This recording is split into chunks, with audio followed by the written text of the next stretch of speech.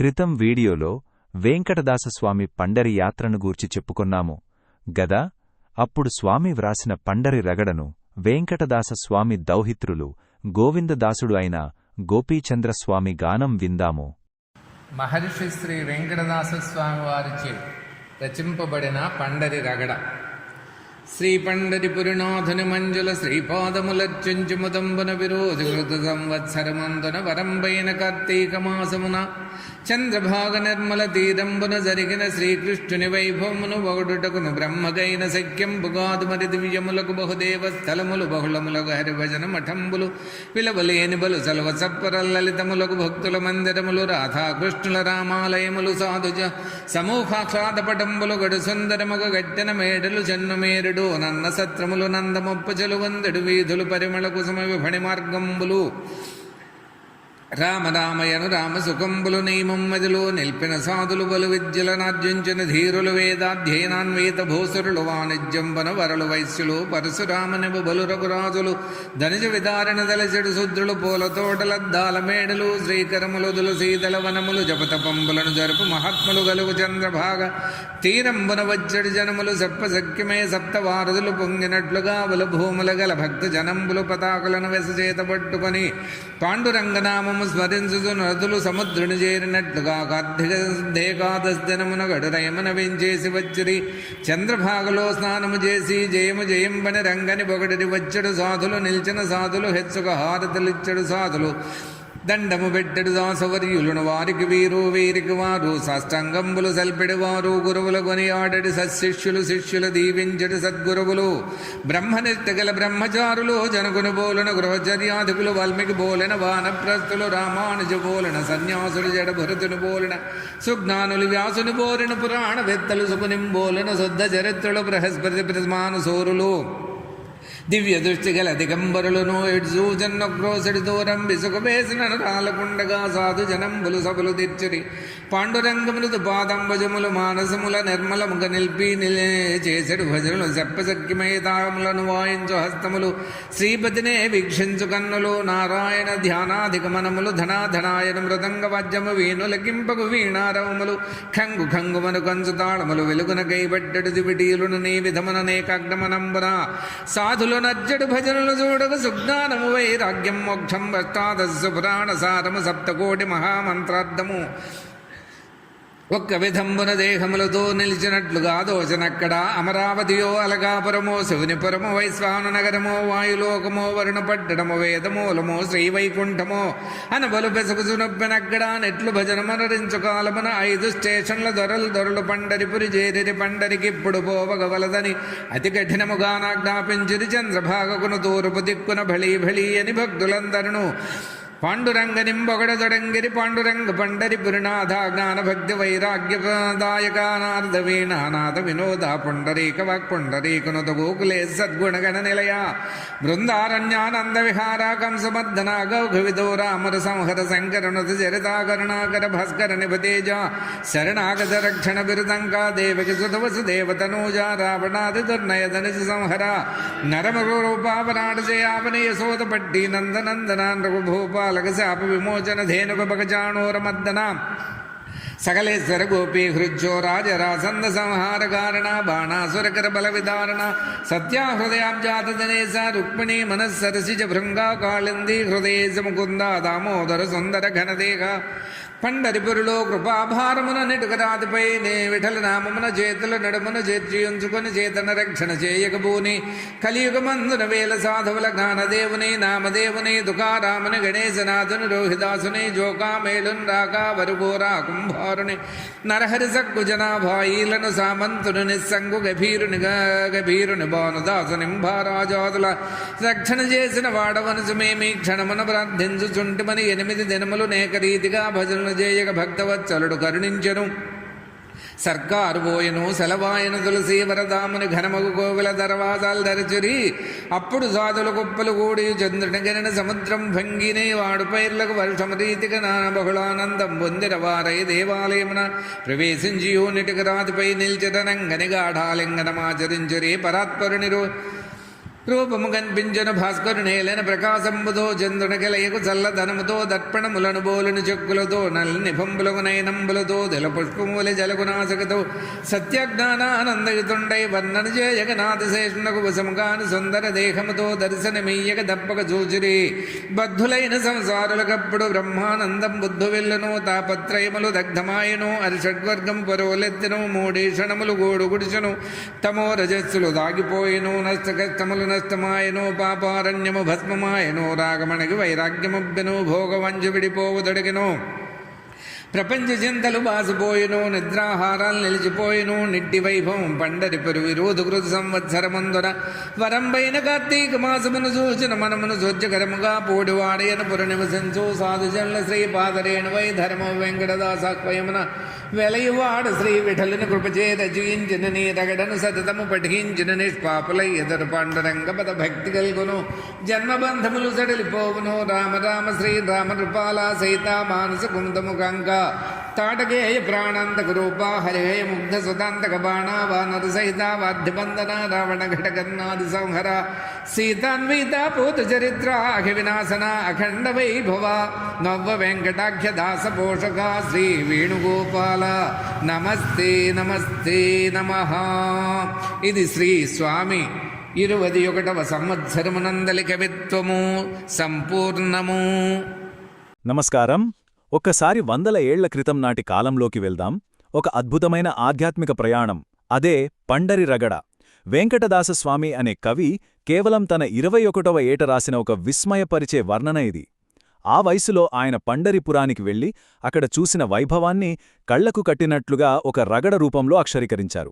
ఆ చారిత్రక వాతావరణం, ఆ ఆధ్యాత్మిక కోలాహలం ఎలా ఉందో ఈరోజు ఈ విశ్లేషణలో మనం వివరంగా తెలుసుకుందాం.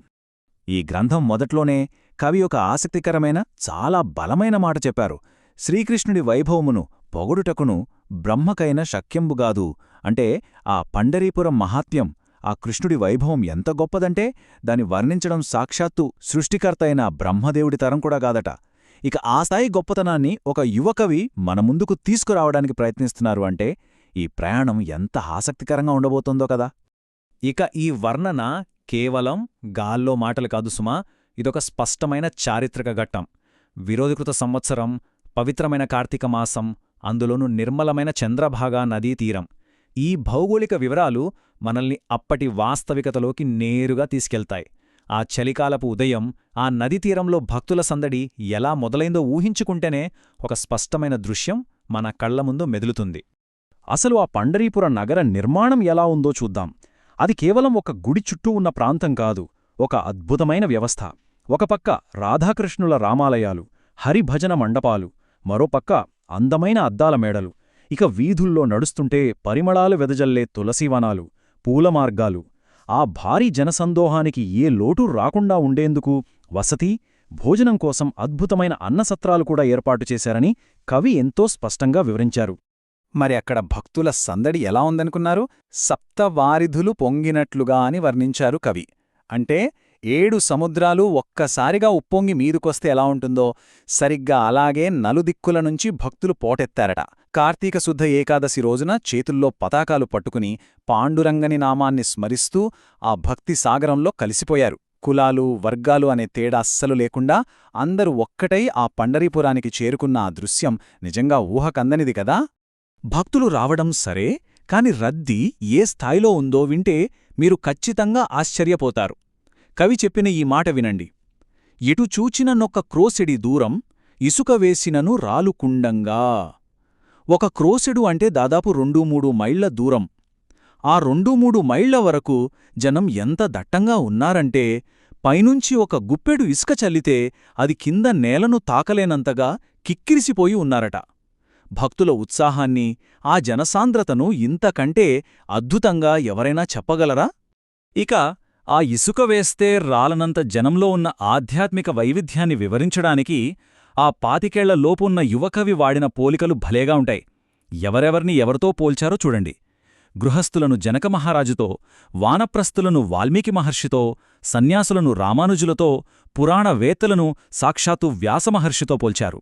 ఈ పోలికల ద్వారా ఆ సమూహంలో ఉన్న క్రమశిక్షణను, వారి పవిత్రతను మనం ఇట్టే అర్థం చేసుకోవచ్చు. సరే, అంతమంది భక్తులు ఒక్క దగ్గర చేరి ఏం చేస్తున్నారు? ఇక్కడే కవి ఆ పారవశ్యాన్ని అద్భుతంగా పట్టుకున్నారు. వారి చేతులు ఆగకుండా తాళాలు వాయిస్తున్నాయి. కళ్ళు మాత్రమేమో ఆ పాండురంగడిపైనే స్థిరంగా నిలిచిపోయాయి. మనస్సంతా నారాయణుని ధ్యానంలోనే లీనమైపోయింది. ఇదొక అద్భుతమైన ట్రాన్స్ లాంటి స్థితి అనమాట. ఆ భజనల హోరు ఎంతలా ఉందంటే మనం ఈ వర్ణన వింటుంటేనే ఆ భక్తి తీవ్రత, ఆ వేగం క్రమంగా పెరుగుతున్నట్లు అనిపిస్తుంది. అక్కడ కేవలం దృశ్యాలే కాదు, శబ్దాలు కూడా మనకు వినిపించేలా చేశారు కవి. ధనరణ అంటూ భారీ శబ్దంతో మోగుతున్న మృదంగవాద్యాలు. ఒక్కసారి ఊహించండి, లక్షలాది మంది భక్తులు ఒకేసారి ఆ మృదంగాలు వాయిస్తూ భజన చేస్తుంటే ఆ వాతావరణం ఎలా మార్మోగుతుందో. ధనరణ అనే ఆ పదం వింటుంటేనే ఆ పండరీపురపు వీధుల్లో ప్రతిధ్వనించే ఆ ప్రకంపనలు మన చెవుల్లో మారుమోగుతున్నట్లు అనిపిస్తుంది. ఆ మృదంగనాదాలకు తోడు ఇంకో శబ్దం తోడైంది. అదే ఖంగు ఖంగు. కంచుతాళాలు బలంగా ఒకదానికొకటి తాకినప్పుడు వచ్చే పదునైన శబ్దమిది. ఒకవైపు ధనరణ అని మృదంగాలు, ఇంకోవైపు ఖంగు ఖంగు మని కంచుతాళాలు. ఈ శబ్దాలన్నీ కలిసి ఆ భజనల వేగాన్ని తారాస్థాయికి చేర్చాయి. చదువుతున్న మనకే ఇంత ఉత్సాహంగా ఉంటే, 100 ఏళ్ల క్రితం ఆ చంద్రభాగా నదీతీరంలో స్వయంగా ఆ కోలాహలాన్ని అనుభవించిన వారి పరిస్థితి ఎలా ఉంటుందో కదా. ఈ సంగీతం, ఆ భక్తి కలగలిసి వాతావరణాన్ని ఎలా మార్చేశాయో తెలుసా? వీణల మధుర నాదాలు, రాత్రిపూట వెలుగులు జిమ్మే దివిటీలు, ఇదంతా చూస్తుంటే కవికి స్వయంగా సుజ్ఞానం, వైరాగ్యం, మోక్షం ఇవే దేహాలు ధరించి అక్కడికి వచ్చాయేమో అన్నంత అద్భుతంగా అనిపించిందట. అది భూలోకంలా అస్సలు లేదు. సాక్షాత్తు అమరావతి, కైలాసం లేదా ఆ శ్రీమహావిష్ణువు కొలువై ఉన్న వైకుంఠంలా మారిపోయిందని ఆయన ఆశ్చర్యపోయారు. సరిగ్గా ఇలాంటి ఒక స్వర్గలోకంలాంటి వాతావరణంలో, అంతా ఆ ఆధ్యాత్మిక పారవస్యములో తేలిపోతున్న సమయంలో హఠాత్తుగా ఒక కుదుపు. ఊహించని విధంగా యూరోపియన్ దొరలు 5 వేరువేరు స్టేషన్ల నుంచి పోలీస్ బలగాలను వేసుకుని అక్కడికొచ్చేశారు. వచ్చి ఒక కఠినమైన ఆర్డర్ పాస్ చేశారు. పండరిపురానికి యాత్ర చేయడానికి వీలులేదు, ఎక్కడికక్కడే ఆపేయాలి అని తీవ్రమైన ఆంక్షలు విధించారు. ఎంతో ఉత్సాహంగా సాగుతున్న ఆ పండుగ వాతావరణంపై ఒక్కసారిగా బ్రేకులు పడ్డాయి. ఇక్కడ మనం ఎలాంటి పక్షపాతం లేకుండా కేవలం గ్రంథంలో ఉన్నది ఉన్నట్లుగా 2 భిన్నమైన పరిస్థితులను గమనిద్దాం. ఒకవైపేమో లక్షలాది మంది భక్తుల ఆధ్యాత్మిక పారవస్యం, ఆ దివ్యమైన వాతావరణం. దానికి పూర్తి వ్యతిరేకంగా హఠాత్తుగా రంగంలోకి దిగిన అధికార యంత్రాంగం, వారి కఠినమైన ఆంక్షలు. కట్టలు తెంచుకున్న భక్తి సముద్రానికి, దాన్ని అడ్డుకోవాలి అనుకున్న లౌకిక అధికారానికి మధ్య ఉన్న స్పష్టమైన వైరుధ్యమిది. ఈ చారిత్రక ఘట్టాన్ని కవి చాలా తటస్థంగా ఉన్నది ఉన్నట్లుగా తన రగడలో నిక్షిప్తం చేశారు. మరి అంత కఠినమైన ఆజ్ఞలు విన్నాక భక్తులు భయపడ్డారా? యాత్ర ఆపేశారా? లేదు. అసలైన ముగింపు ఇక్కడే ఉంది. ఆ చంద్రభాగా నది తూర్పు తీరం నుండి ఒక్కసారిగా భక్తులందరూ గొంతు కలిపి భళీ భళీ అంటూ ఎంతో ఆనందంగా ఆ పాండురంగణ్ణి కీర్తించడం మొదలుపెట్టారు. ఆ దొరల ఆంక్షలు భక్తుల శరీరాలను, వారి ప్రయాణాన్ని ఆపి ఉండొచ్చు. కాని వారి హృదయాల్లో ఉన్న భక్తిని, ఉత్సాహాన్ని మాత్రం ఏమాత్రం తగ్గించలేకపోయాయి. భళీ భళీ అనే ఆ నాదంతో వారు తమ యాత్రను మానసికంగా మరింత ముందుకు తీసుకెళ్లారు. దేవుణ్ణి వర్ణించడానికి కవి చాలా వేగంగా కొన్ని ప్రత్యేకమైన పేర్లను వాడారు. నందనందన, కంస చాణూరమర్దన, రుగభూపాలక శాప విమోచన, గోపీ హృచ్చోర, అలాగే శరణాగతులను రక్షించేవాడు అని పిలిచారు. గమనించారా? ఒకవైపు కంసుణ్ణి అంతంచేసిన అపారమైన బలాన్ని చెబుతూనే, ఇంకోవైపు గోపికల మనసు దోచిన ప్రేమను, శరణు అన్నవారిని కాపాడే కరుణను ఒకేసారి ఎంత అద్భుతంగా బ్యాలెన్స్ చేశారో ఆ దేవునిలోని విభిన్న కోణాలను ఇవి స్పష్టంగా చూపిస్తాయి. ఇక స్వామి లీలల గురించి చెప్పిన తరువాత పంఢరిపురంలోని శ్రీ పాండురంగస్వామి భౌతిక రూపాన్ని కవి వర్ణించిన తీరుకు వెళ్దాం. ఒక్కసారి ఆ పండరీనాథుడి రూపాన్ని మనసులో ఊహించుకోండి. ఆయన ఒక ఇటుక రాయి మీద నిలబడి ఉన్నాడు. తన 2 చేతులను నడుముపై గట్టిగా ఆనించుకుని ఉన్నాడు. అయితే ఇదంతా ఏదో యాదృచ్ఛికంగా రాసిన వర్ణన కాదు. ఈ భంగిమ వెనుక ఒక పెద్ద ఉద్దేశముందని గ్రంథం వివరిస్తోంది. కలియుగంలో ఉన్న జీవులందర్నీ రక్షించడానికి దేవుడు ఇలా సర్వసన్నద్ధుడై వేచి ఉన్నాడని చెప్పడమే దీని ఉద్దేశం. ఆ ఇటుక, ఆ చేతుల తీరు ఇవన్నీ భక్తులకు భరోసా ఇచ్చే సంకేతాలు. మరా దేవుడు భరోసా ఇచ్చింది ఎవరికి? ఈ మూల గ్రంథం భక్తి ఉద్యమకాలం నాటి ఎందరో గొప్ప భక్తులను ఇక్కడ ప్రస్తావించింది. ఆ భక్తుల పేర్లు ఒకసారి చూస్తే జ్ఞానదేవ్, నామ్దేవ్, తుకారాం, చోకామేలా, కబీర్, గోరా కుంభార్, జనాబాయ్, రోహిదాస్ ఇలా ఎందరో ఉన్నారు. గ్రంథంలో ఈ పేర్లన్నీ ఎందుకు చెప్పారంటే ఇది భక్తికి ఏ భేదాలు ఉండవు అని నిరూపించే ఒక చారిత్రక సాక్ష్యం. కులం, మతం, ప్రాంతం ఇలాంటి ఏ తేడాలు లేకుండా భారతదేశం నలుమూలల ఉన్న ఈ భక్తితత్వాన్ని కవి ఈ పేర్ల ద్వారా చాలా అందంగా మనకు వివరించారు. ఇప్పుడు మనం ఈ కావ్యంలో ఒక ముఖ్యమైన ఉత్కంఠభరితమైన ఘట్టానికొచ్చాం. అదే దేవుని దివ్యదర్శనం కోసం భక్తులు ఎదురుచూసే సన్నివేశం. భక్తులు గుడికి వెళ్లారు, కాని దర్శనం అంత సులువుగా దొరకలేదు. 8 అక్షరాల 8 రోజులపాటు వాళ్లు ఏకదాటిగా భజనలు చేస్తూనే ఉన్నారు. ఆ గుడి తలుపులు ఎప్పుడు తెరుచుకుంటాయా అని వాళ్లు పడ్డ తపల, వారి అచంచలమైన దీక్ష ఎంత గొప్పదో ఇక్కడ మనకర్థమవుతుంది. ఆ సుదీర్ఘ నిరీక్షణ తర్వాత చివరికి దేవుడు కరుణించాడు. తలుపులు తెరుచుకున్న వెంటనే ఆ భక్తుల పరిస్థితి ఎలా ఉందో వర్ణించడానికి కవి ఒక అద్భుతమైన పోలిక తెచ్చారు. చంద్రుని చూసిన సముద్రంలాగా, వర్షం పడిన పంటల్లాగా వారు బహుళానందం పొందారు అని రాశారు. వినడానికెంత బావుందో కదా. పౌర్ణమి నాటి ఆ నిండు చంద్రుణ్ణి చూడగానే సముద్రం కెరటాలు ఉప్పొంగుతాయి చూశారా? లేదా ఎండిపోయిన పొలంలో ఒక్క వర్షపు చినుకు పడగానే ఆ పంటకు ప్రాణం వచ్చినట్లవుతుంది కదా. సరిగ్గా అలాగే స్వామిని చూడగానే భక్తుల ఆనందం అంబరాన్నంటింది. ఆ గుడిలో ఉన్న ఆ సుందరమైన రూపం ఎలా ఉందంటే చంద్రునిలాంటి చల్లదనం, అద్దాల్లా మెరిసే చెక్కిళ్ళు, పద్మాల్లాంటి విశాలమైన కళ్ళు, నూవు పువ్వులాంటి సున్నితమైన నాసిక. అబ్బా! అసలా ఆ రూపాన్ని, ఆ దివ్యమైన వెలుగును వర్ణించడం ఆ 1000 పడగలున్న ఆదిశేషుడికి కూడా సాధ్యం కాదని గ్రంథం చెబుతోంది. అది ఆ పరమాత్మ తేజస్సు. ఇప్పుడు ఈ కావ్యంలోని అసలైన సారాంశం దగ్గరకు వద్దాం. ఈ దర్శనమనేది కేవలం కంటికి కనిపించే అద్భుతం కాదు, అది మనస్సును సమూలంగా మార్చేసే ఒక లోతైన అనుభవం. ఇక్కడ మనం ఒక స్పష్టమైన వ్యత్యాసాన్ని గమనించాలి. దర్శనానికి ముందు ఒక సాధారణ మనిషి పరిస్థితి ఎలా ఉంటుంది? ఎన్నో కోరికలు, ఎప్పుడూ ఏదో సాధించాలనే తపన, తమో రజోగుణాలు, నిత్యం నష్టాలు, కష్టాలు, ప్రపంచపు చింతలు ఇవే కదా మనల్ని పీడించేవి. కాని ఒక్కసారి ఆ దేవుని దర్శనం జరిగాక జరిగే మార్పులు వింటే ఆశ్చర్యపోతారు. ఆ దేవుని కృపతో బ్రహ్మానందం కలుగుతుంది. లోపల పేరుకుపోయిన పాపాల అరణ్యం మొత్తం దహించుకుపోతుంది. ముఖ్యంగా ప్రాపంచిక విషయాలపై ఉన్న మోహం నశించి ఒక ప్రశాంతమైన వైరాగ్యం వస్తుంది. అంటే ఈ లౌకిక భారాలన్నీ ఒక్కసారిగా మాయమై మనిషి ఎలా ఆధ్యాత్మిక శిఖరాలను చేరుకుంటాడో ఈ వర్ణన మనకు అద్భుతంగా వివరిస్తుంది. ఇక ఈ ప్రయాణం చివరికి చేరుకున్నాం. ఇంతటి గొప్ప వర్ణనలు చేసిన ఆ కవి ఎవరు? ఆయన ఈ రచన ఎప్పుడు చేశారో కూడా ఇప్పుడు చూద్దాం. మూల గ్రంథంలోని చారిత్రక వివరాలను బట్టి ఈ పండరి రగడను పూడివాడుకు చెందిన మొవ్వ వెంకటదాసుగారు రాశారు. పవిత్రమైన కార్తీక మాసంలో విరోధికృత సంవత్సరంలో ఈ కావ్యం రూపుదిద్దుకుంది. ఎంతో వినయంతో తనను తాను సాధుజనుల పాదధూళిగా వర్ణించుకుంటూ కవి ఈ వివరాలను కావ్యంలో పొందుపర్చారు. ఇక్కడే ఒక అనూహ్యమైన, చాలా అందమైన ముగింపును మనం గమనించవచ్చు. ఇప్పటిదాకా పాండురంగని స్తుతిస్తూ సాగిన ఈ కావ్యం చివర్లో సీతారాములను, శ్రీవేణుగోపాల్ని స్మరిస్తూ ముగుస్తుంది. రామా రామా అంటూ కీర్తిస్తూ ఆ సీతమ్మ మనస్సు అనే పద్మానికి చంద్రుడులాంటి వాడవని రాముణ్ణి పొగుడుతూ చివరగా వేణుగోపాల్నికి నమస్కరిస్తారు కవి. దేవుని రూపాలు, పేర్లు వేరైనా ఆ భక్తితత్వం ఒక్కటే అని చెప్పే ఇంతకంటే గొప్ప ఉదాహరణ మరొకటుండదు కదా. ఈ మొత్తం పండరి రగడ విశ్లేషణ చూశాక మనమొక విషయం గురించి ఖచ్చితంగా ఆలోచించాలి.